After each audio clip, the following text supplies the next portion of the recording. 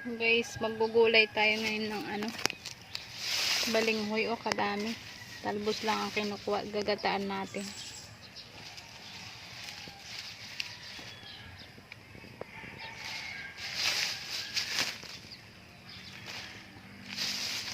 Sayang kasi. Nakain ba dyan sa inyo to, guys? Or hindi? Sa inyong lugar, kinakain ba? Dito kasi sa Bicol, kinakain to. Pinipigaan lang. Papakita ko sa inyo kung paano magluto mamaya nito. Try nyo din yan sa inyong bahay. Ginataang dalbos ng balinghoy. Ang dami, oh. Yung pa, doon pa. Guys, ito na yung nakuha na natalbos ng balinghoy. Ang lalagay na natin. Tuin natin.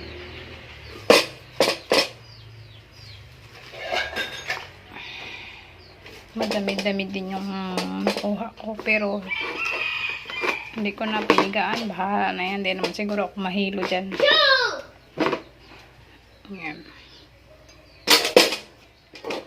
Lagay na natin yung karning baboy lahok. Sama-sama na yan. Saka sibuyas. May paminta. Ito yung gata. Sagana sa gata. Ang Bicol, sagana sa gata. O, diba? Saan na natin? Tingnan natin kung masarap. Kaya natin ang asin. Siyempre, meron yan pampasarap mamaya. Paminta at seasoning. Hello guys, kainin na ng ginugulay nating balinghoy kanina. Ayan, oh. Kung napapansin nyo, niluto ko. Sarap. Sarap ng kain namin. Dyan ni Anding.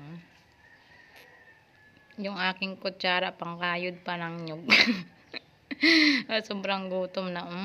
Sarap. Try nyo din gulayin dyan sa inyo, guys. Pigaan nyo lang. Yung pinakatalbos-talbos lang, huwag yung dahon na dahon. Ganyan ng masarap yan. Dilis, kung anong lahok daing, ginataan. Diyan lason, kinakain yan dito, kaya try nyo kainin. Ayan, si Anding nakain din. Harap-sarap din ng kain niya.